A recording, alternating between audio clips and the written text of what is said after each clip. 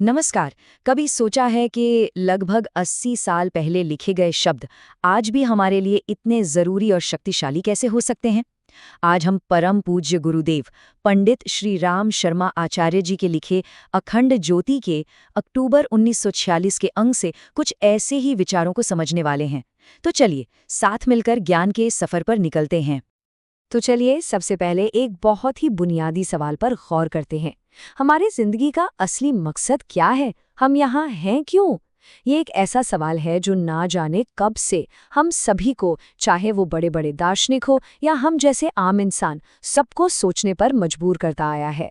अखंड ज्योति का ये अंक हमें इसी गहरे सवाल का जवाब ढूंढने में मदद करता है। किसी भी मंजिल तक पहुंचने से पहले ये समझना जरूरी है कि ये जो सफर हमें मिला है ये कितना कीमती है। तो चलिए पहले पड़ाव में ये समझते हैं कि ये इंसानी जीवन अपने आप में ही कितना बड़ा और अनमोल मौका है। गुरुदेव हमें समझाते हैं कि ये जो मनुष्य जीवन है ना, ये पूरे ब्रह्मांड का सबसे नायाब तोहफा है।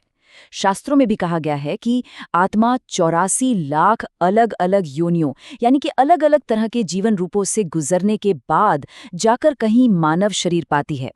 तो जाहिर है ये कोई मामूली बात नहीं है, बल्कि खुद को बेहतर बनाने का एक असाधारण मौका है।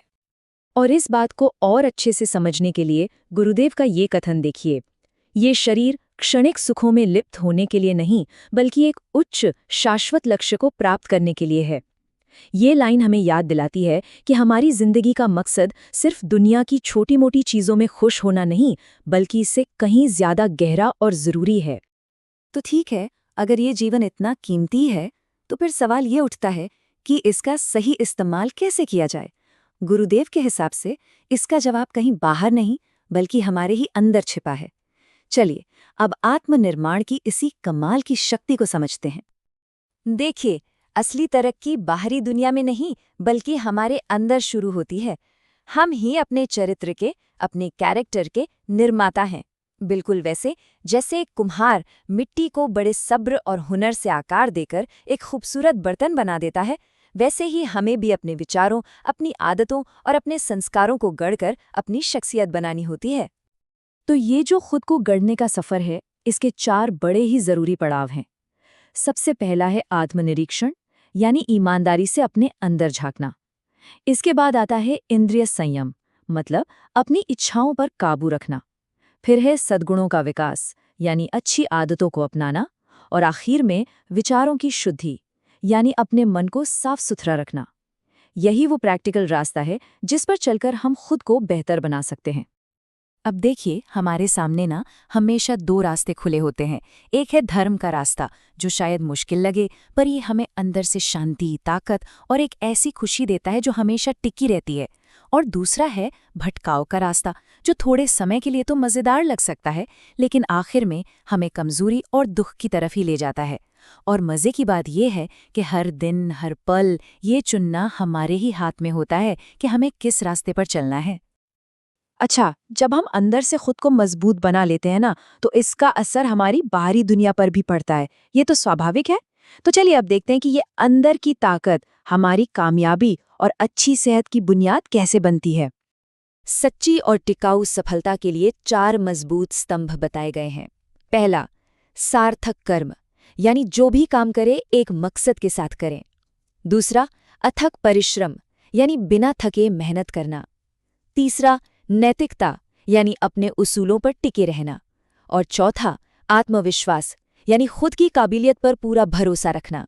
जब ये चारों चीजें एक साथ आ जाती हैं, तो सफलता अपने आप मिल जाती है। और ठीक इसी तरह अच्छी सेहत का भी यही फॉर्मूला है। अपनी लाइफस्टाइल में संयम रखना, मन की पवित्रता बनाए रखना, हमेशा पॉजिटिव सोचना और एक अनुशासित रूटीन को फॉलो करना।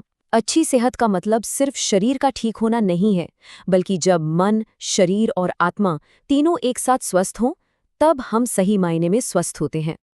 तो अब तक हमने आत्मनिर्माण और उसके असर को तो समझ लिया। अब हम अपनी इस यात्रा के सबसे ऊंचे पड़ाव पर पहुंच रहे हैं, ये समझना कि हमारे काम, हमारे कर्म हमें उस ऊपर वाली शक्ति से कैसे जोड़ते हैं। इस कनेक्शन का जो सेंटर पॉइंट है, वो है धर्म। अब देखिए, धर्म का मतलब सिर्फ पूजा पाठ या कोई रीति रिवाज नहीं होता। इसका असली और गहरा मतलब है हमारी सही ड्यूटी और हमारी नैतिक जिम्मेदारी। जैसे सूरज का धर्म है रोशनी देना, वैसे ही इंसान का धर्म है इंसानियत, दया और अपनी जिम्मेदारियों को पूरा करना। यही वो कानून है जो दुनिया में एक व्यवस्था बनाए रखता है। एक बहुत ही गहरी सच्चाई ये है कि ईश्वर की कृपा कोई लॉटरी की तरह नहीं मिलती जो अचानक किसी को भी मिल जाए। ये तो हमारे कर्मों का ही नतीजा है, धर्म के रास्ते पर चलने का एक नेचुरल रिजल्ट है। ये तो सीधा साधा हिसाब है, जैसा बीज बोएंगे वैसा ही फल मिलेगा। अच्छे कर्मों और अपनी ड्यूटीज को निभाना ही ईश्वरीय कृपा को हमारी तरफ खींचता है। तो इस पूरी चर्चा में हमने काफी कुछ समझा। चलिए अब इन सभी गहरी बातों का सार निकालते हैं कुछ ऐसे आसान पॉइंट्स में जिन्हें हम अपनी रोजमर्रा की जिंदगी में याद रख सकें और अपना सकें। तो हमारी अंदरूनी यात्रा का निचोड़ क्या है? सबसे पहली बात, इस इंसानी जीवन को एक बहुत कीमती और दुर्लभ मौके की तरह देखें। दूसरी बात, सेल्फ डिसिप्लिन के जरिए खुद अपने कैरेक्टर के शिल्पकार बनें। तीसरी, अपने अंदर अच्छी आदतों को डालें और अपने विचारों को शुद्ध रखें।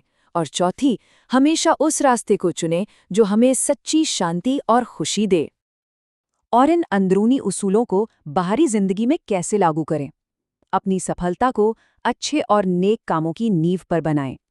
मन, शरीर और आत्मा के बीच एक बैलेंस बनाकर मुकम्मल सेहत हासिल करें। अपने धर्म यानी अपनी सही जिम्मेदारियों को निभाते हुए जिंदगी जीएं और इस यकीन के साथ जिएं कि एक सही जिंदगी जीने वालों पर ऊपर वाले की कृपा अपने आप बरसती है। और आखिर में ये एक सवाल हम सबके लिए है, ये सब जानने के बाद कि ये जिंदगी कितनी अनमोल है, हम आज से इसका सही इस्तेमाल कैसे करेंगे?